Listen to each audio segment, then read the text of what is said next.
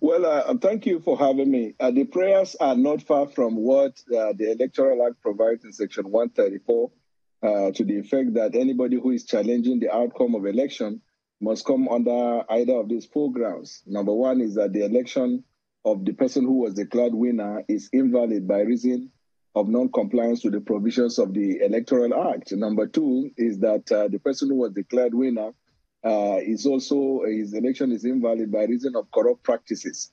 The third one is that the person who was declared winner was not fully elected by the lawful votes of the majority of Nigerians.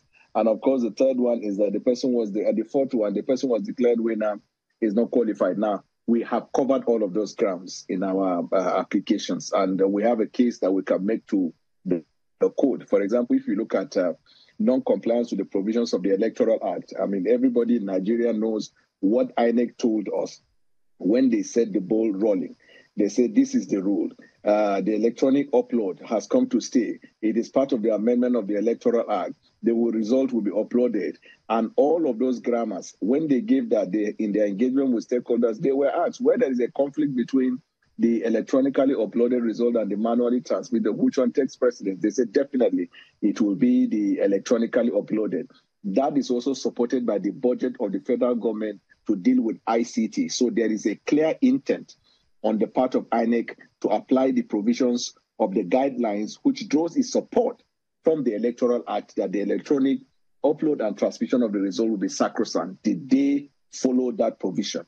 We hold the view that that election is invalid because there is a non-compliance, and there are so many other non-compliance around that.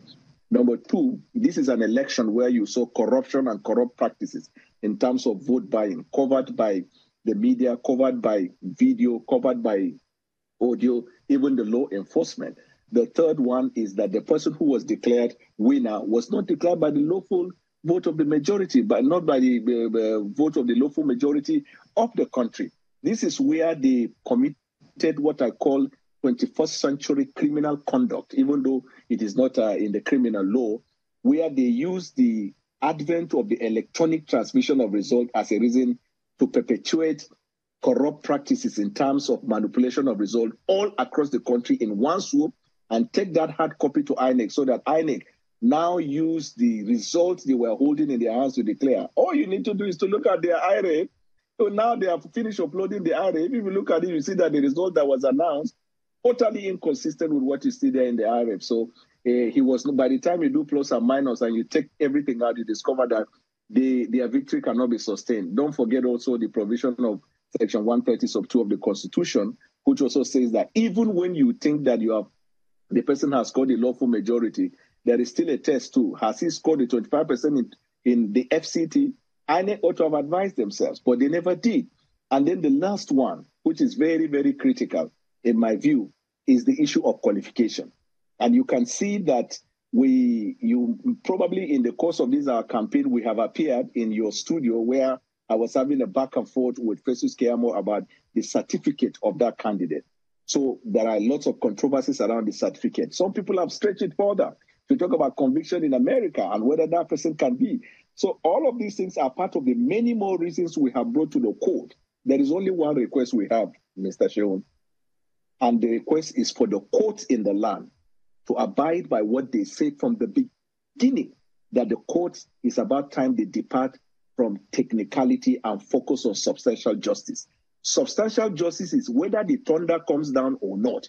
You must come down to the case of who scored the lawful majority vote.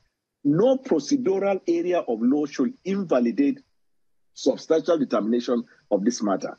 What is the premise of our prayer? Because if you look at Africa, you will see that democracy, there is an attempt supported by the global community to deepen democracy in Africa. It has happened in Malawi, it has happened in Kenya. These are places where before now you would have heard they say Supreme Court would never annul themselves. It's the tradition you see in Nigeria when people say Supreme Court has never annulled, therefore Supreme Court would not. Hold on, take your popcorn, take your drink, sit back and see. In the face of overwhelming evidence, the Supreme Court will hold your case and sustain it. This is the belief. Our prayer is that technicality should not be used. Substantial justice must be given to this case. And number three, the institution of state must not use their overbearing power and compromise the judges or compromise the processes. American embassy have, backed us on that. And in fact, the world community have also said that the local laws in Nigeria must be adhered to their